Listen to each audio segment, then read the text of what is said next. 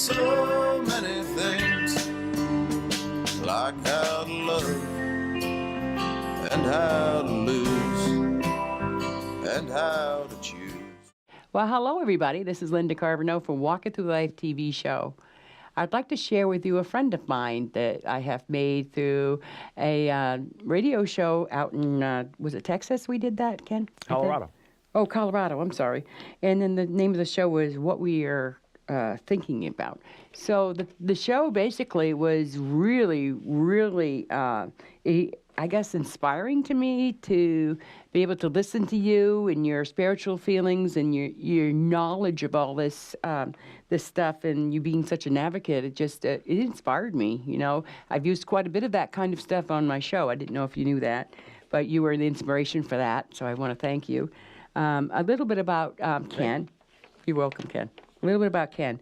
He is a nutrition and wellness coach, radio host, lover of fitness, food advocate, nature lover, and the best one of all, spiritual leader. So, Ken, I love those qualities. I love them too. I hope I can live up to them. So anyway, I also wanted to let people know that we're going to be talking about holistic approaches to wellness, nutrition, and things like that, Ken. Yep. That's my passion, is to embrace the idea that our health, our nutrition should all come from as natural a sources as it possibly can. I feel that way too, and you know, when I had my my heart attack, that's one of the things that they teach you when you go into like cardio rehab. They teach you some basic things, you know, about fitness, exercises, and things like that. Nothing really into detail, but I think that's what you and I were going to talk a little bit about today. Sure, absolutely. You know, I'm ready to talk about any aspect of that you want to talk about, Linda. I'm passionate about all of it. I'm very passionate about the nutrition piece. The exercise thing is hugely important to me, especially as we get older. Right. Now, that's important to talk about, too. And I want to make sure that for people out there that maybe don't understand what the holistic theory is, because you gave a very good explanation of that, if maybe you could give my audience a little bit of that. Well, you know what? There's lots of different ways to look at a holistic approach depending on the different fields of holistic endeavor that you're looking at. From my perspective, it really is, the root of the word is whole. And it really is about looking at things from a standpoint of what is the whole nutrition piece? What is, in other words, rather than have, let's think of an easy analogy. How about rather than have applesauce, have an apple? The whole source, if you will, as opposed to something that has been processed. I mean, we can very much trace the decline of our health back to the end of World War II and the advent of processed foods. You know, 100 years ago, everything we ate was whole. Everything we ate was organic. There were no processed foods. There were no chemicals. Pesticides were a minimum. There were no herbicides at all, really, to speak of back then. So everybody was eating clean, green, what we call superfoods. And back in those days, literally everything that came out of the ground was a superfood because it was filled with nutrition from the soil, from the sunlight, from the water that we put on it. Everything had minerals in it. Everything was contributing to the growth of the plant and the nutritional content of it. That to me is holistic. That's right. Yeah, I totally agree with you. That makes total sense. And so we're going to talk a little bit about that, about your programs that you work on, and what the benefit is, and you know what some of the cautionary things that you need to do. You know, like I said, from the show that you and I did before, I saw that part or not saw it, but I heard that part in you, the spiritual warrior that you call yourself, and I just think that's great. So, you know, again, I want to say how inspiring that you are, and that we've been trying to do a Skype. I don't know for how long now, a couple of years now, we've been trying to figure out how to get it here at CATV. Here we are. Thank you, Chico. Yeah, thanks, Chico. Good, nice job. Yeah, nice job. See, we got some good people here anyway. So anyway, do you want to go into talking a little more about the nutrition? We talked about the coaching a little bit, the nutrition aspects of what is good, or how can we incorporate more of that into our lives, or what should we be putting more into our lives? Sure. Sure, absolutely. My perspective at this point in my life, and in the interest of total transparency, I'm 67 years old. I am another piece that I think is important, not to dwell on, but for people to know, is that I am 30 years a recovered alcoholic and drug abuser. Not quite 30 years. I'm moving into that. So that's a part of the puzzle for me as far as my nutritional needs as well as my exercise needs. I abused drugs and alcohol for about 25 years, and so being sober for almost 30 is a big milestone. I'm actually sober longer than I was an abuser, which is a big deal to me. And I only give that information out, my age and my background, a little bit of my background there, because I want people to understand that my body needs to be nourished from the perspective of recognizing that I did some things to it that maybe a lot of people haven't done. And I want to make sure that what I'm conscious of is the healing nature of the nutrition, the healing nature of food. Back whenever, God Almighty, Hippocrates, I couldn't think of his name. The guy who wrote the Hippocratic Oath, Hippocrates, said, let food be thy medicine and medicine be thy food. And that is the way I like to look at life. Rather than pharmaceuticals, what is the nutritional piece that will take care of whatever ails me? At this point in history, we have some of the major causes of death. Certainly some of the major causes of grief and suffering in this country are cancer and heart disease and diabetes. And what we know without a question or doubt is that those are lifestyle diseases, and 70 or 80 or maybe even 90% of them can be prevented. Yeah. And the really interesting news for me is that when you look at them being caused by a lifestyle, then the question is how much of a change in lifestyle can affect the progress of those diseases? Can we stop them? Can we reverse them? What can we do? Now, everybody's a little bit different. Every body is a little bit different. Everybody responds differently to not only the drugs they take, but also the nutrition that they put in their body. So we need to kind of, I like to say, experiment a little bit. You look for the nutrition that has a history or a proven efficacy of working to limit symptoms or prevent symptoms or actually maybe completely ameliorate symptoms. We just never know with the individual. So we look at the different kinds of nutrition that have some kind of a track record and then work with them. What works for all of us? What works for some of us? What works for this individual? What works in relationship to strengthening our circulatory system and our heart to prevent heart disease? What works to keep our blood sugar balanced? What foods are there that help to up-level our immune system so that the cancer cells that are always present in our body never get the opportunity to multiply, to grow into tumors? Those are the things we look at. And it starts pretty much for me. The base point is moving more towards a plant-based diet. There's lots of movies out there. Food Incorporated, The Cowspiracy. There's Forks Over Knives. There's lots and lots and lots of different movies out there talking about the efficacy of a plant-based diet over an animal protein-based diet. All you got to do is open your eyes and see what we are doing to our planet, what we are doing to ourselves with factory farm produced animals for consumption. And at this point in my life, I look at the idea that there is consciousness in everything. Anybody who doesn't think animals have conscious thought and have feelings has never ever closely looked into the eyes of their dog. Or if you look at cows that have been in captivity their whole lives, or maybe hooked up to milking machines their whole lives, they get released into a pasture and they go crazy nuts, enjoying themselves. You can almost see the smile on their face, prancing around, hopping around, bucking like a bronco, like a bull in the ring. They have senses, they have feelings, they know the fear of about to be slaughtered. They get that. And the reason I even go into that is from my own personal perspective. I find it impossible, or I should say not impossible, more and more difficult to consume animals as a food source. And as that has kind of coupled with my knowledge of plant-based nutrition, I find it very easy to move to a more plant-based diet.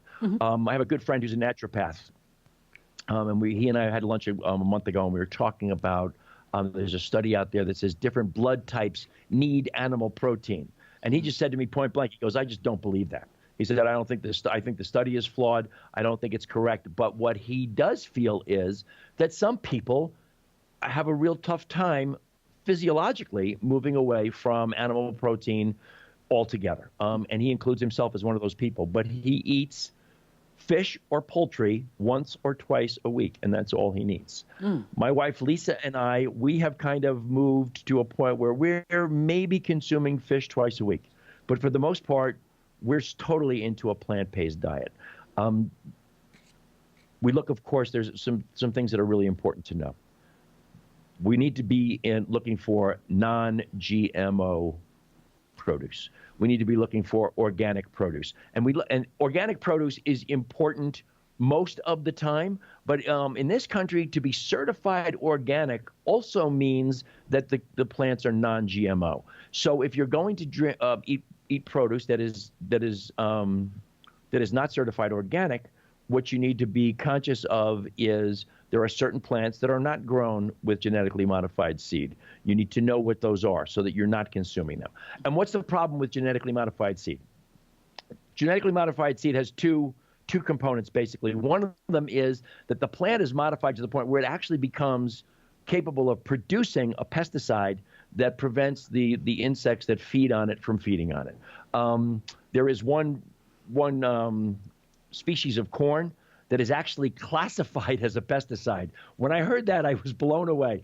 Actually, this is a food source that is classified as a pesticide because it produces this pesticide. Wow. But the other piece is a little bit more insidious, and the other piece is the one that we are more subject to as people. GMO, genetically modified organisms, seed that is made Roundup ready. And what that means is that this seed is when it's planted, and when it's planted and it germinates, the plant itself is resistant to the herbicide Roundup. The main ingredient in Roundup is a chemical called glyphosate. And what happens is you can spray these plants forever with glyphosate and kill all the weeds around them, but the plant, because of its genetic modification, is not affected. Wow. That's a big deal because those plants still absorb that toxin. They absorb that chemical.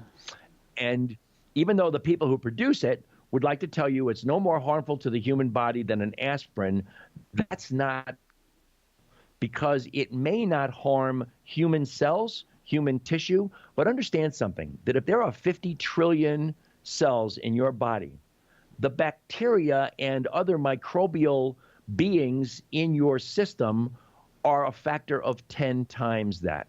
So if there are 50 trillion cells in your body, there are 500 trillion microbes, bacteria, and so forth that are instrumental in every single function of your body.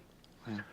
That's a lot about GMO, but more to that picture. Glyphosate kills the bacteria.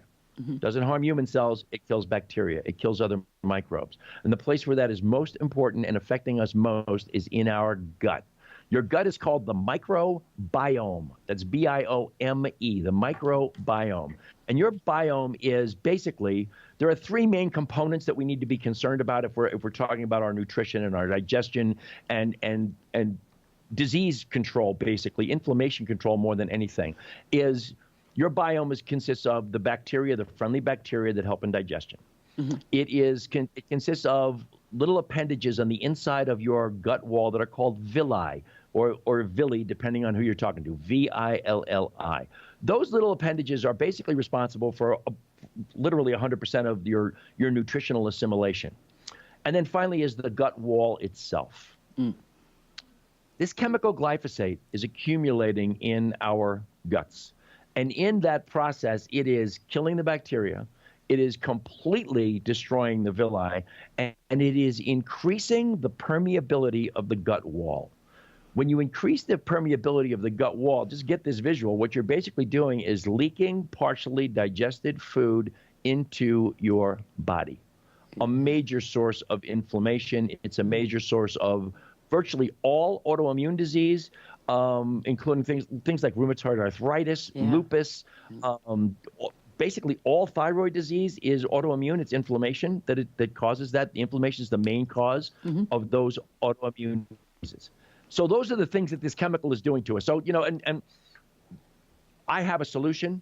I have a solution in the form of a product. It's a one-of-a-kind product in the world, and I really don't want to maybe get into a sales mode here. If you want to hear about the product, I'd be glad to tell you about it. But what's most important is to know that we have to focus our attention on not consuming foods that were grown from those genetically modified seeds.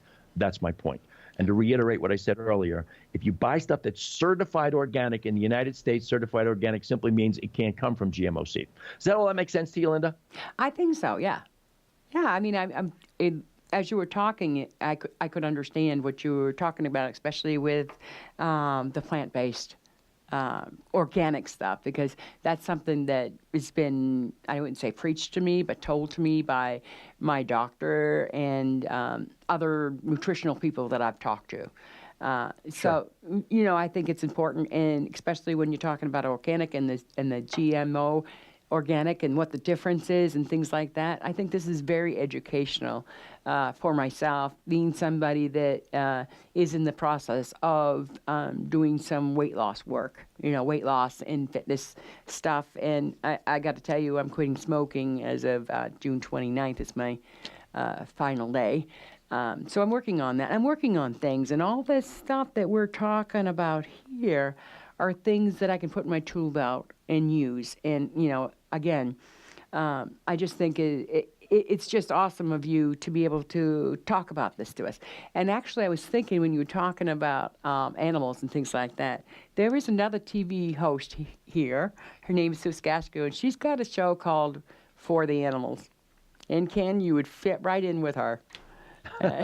So I'd love to be able to give her your name for that, because this is all about education. That's what my show is. That's what we focus on here. And holistic approaches, I think, are very important. And what you're talking about, I look at you somebody that I can go ahead and ask questions that I don't understand, that I really don't understand about, and so, yeah, I get it, and I think it's great that you're able to explain everything the way that you have. But, it's important to me that what I say has science and knowledge behind it. Exactly. It's not a bunch of woo-woo, off-the-wall conspiracy theorist stuff. There's science behind all of this, and there's real science behind it. And by the way, I'd love to be in contact with your friend who's all for the animals. Yes, yeah. Because I don't want to get too deeply into that, but when I look at what we are doing to our planet and to our fellow beings, let's be clear, from my perspective, they are all beings. There is consciousness in everything here. There's consciousness in the rocks in your driveway. There's consciousness in everything to a different degree, obviously. But if it's walking and it's living and it's breathing and it's eating food, it's got more consciousness than that rock. And we need to be aware that we're not here to destroy other life for the benefit of us. Lots of people, or not lots of people, but I've had people throw at me at different times that we were given dominion over the planet and over the beings of the planet. And in my worldview, that dominion really translates to being a good shepherd of the planet. It's a caretaker. It is not the ruler. It is not the decider. It is not the one who gets to choose who lives and who dies to feed me. Other people will come at you and say, there's plants have consciousness too. If I'm killing a broccoli plant for dinner, I'm killing consciousness too. And there's no denying that in my world.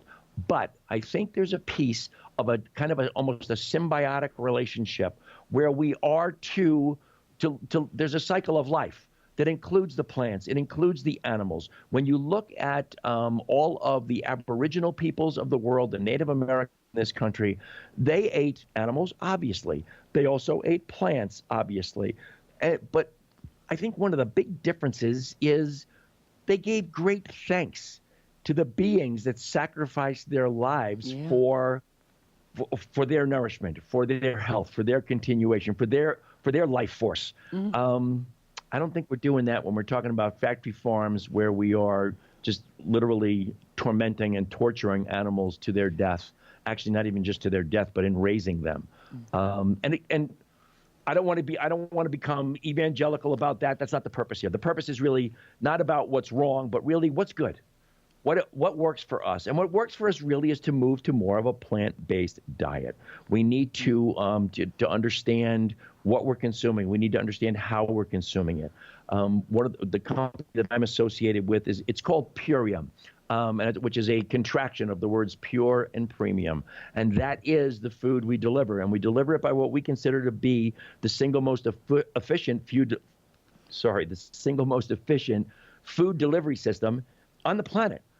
Because when we harvest the produce from the field, we actually do a gentle dehydration process right there on the field, with no heat involved, whereby we preserve all of the nutritional value of all the produce that we harvest.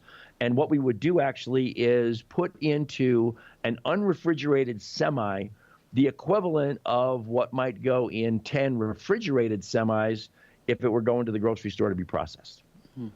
So it's a more efficient system. It preserves the nutrition. We have a much smaller carbon footprint, which is important to us.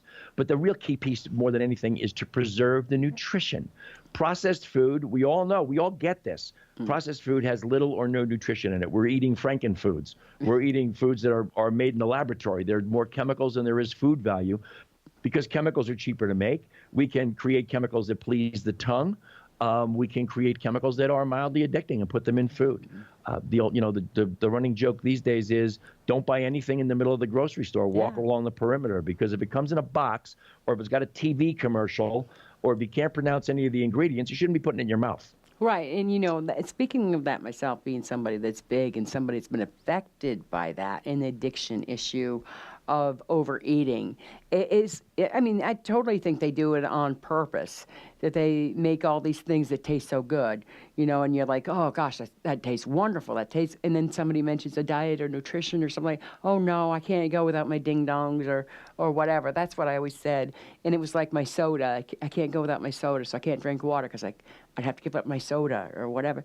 When I started, no, I'm serious. This is the way I thought. This was my addiction, okay? I'm talking about food, and I'm talking about comforting myself for food. And I'll tell you what, when I put down the first Pepsi and I picked up a water instead, my first feeling was, I'm going to miss that soda too much. I don't know if I can do this. So I drank the water. Next thing you know, I'm like, well, I really want a Pepsi, but maybe I'll have another water. And, it just continued.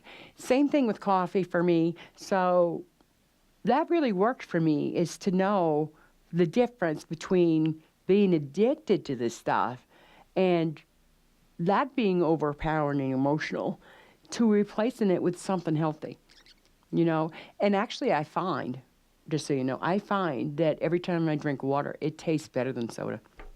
Can you imagine? Somebody that was addicted to soda for so long. Water tastes better. Yep. Just plain old water. We're addicted to soda because we're supposed to be addicted to soda. That's what they wanted us to do. Yeah. It's the sugar. It's the artificial sweeteners. There is that stuff. And let me tell you something. If there is one food category, if you will, or food description that we could point at and say, this is more responsible than virtually any other single ingredient in our diets for the unbelievable epidemic of type 2 diabetes and overweight and obesity in this country, it would be soda pop. Yeah. And it would be soda pop for several reasons. There's a lot of science behind it. It's all sweetened with, if it's regular pop, it's sweetened with high fructose corn syrup, which, now that the companies that produce high fructose corn syrup are changing the name to corn solids and different names they use because the population got wise to high fructose corn syrup. But that high fructose corn syrup, what I read about it was that it's the only sweetener in the world that shuts down the receptor in the middle of your brain that tells you when you've had enough to eat. Yeah. So if you're washing down your lunch with a regular soda pop, your brain is never hearing I'm full, and you just keep eating and eating and eating. Absolutely. Diet sodas are actually worse because they signal your tongue is where you sense sweetness, and the artificial sweeteners are multiple times sweeter than sugar, and those sweeteners hit your tongue sends a signal to your brain, incoming sugar, and your brain signals your pancreas to produce insulin to convert that sugar into the cells of your body. Wow. I'm sorry, into food for the cells of your body. I'm sorry, I misspoke there. Into food for the cells of your body. Now that's kind of an oversimplification of the science of how it works, but the bottom line is, if it's aspartame or it's some artificial sweetener, those artificial sweeteners have no food value, and now your pancreas is producing insulin for no reason at all. You don't need to be a doctor. You don't need to have a degree in medical science to understand that that's not good for you. Right. That can't be healthy. Yeah. And one thing I want to talk about. Well, sorry. Sure, go ahead. I didn't mean to cut you off. The only thing I wanted to talk about a little bit, it was nothing like the power of empowering yourself to first try and then commit and then do, And that's what helped me as far as the water situation going. And I'm not perfect. I can't say I'm perfect in any means. I also am a recovered alcoholic. I've got 21 years now. And I suffer from mental health issues, and, cigarettes and food and all of that has been a big part of that. I read or I heard somewhere that they were talking about how the cigarette companies gave these mental health institutions cigarettes for the patients. Sure. The theory is because they know that the mental health people have more of an addiction personality.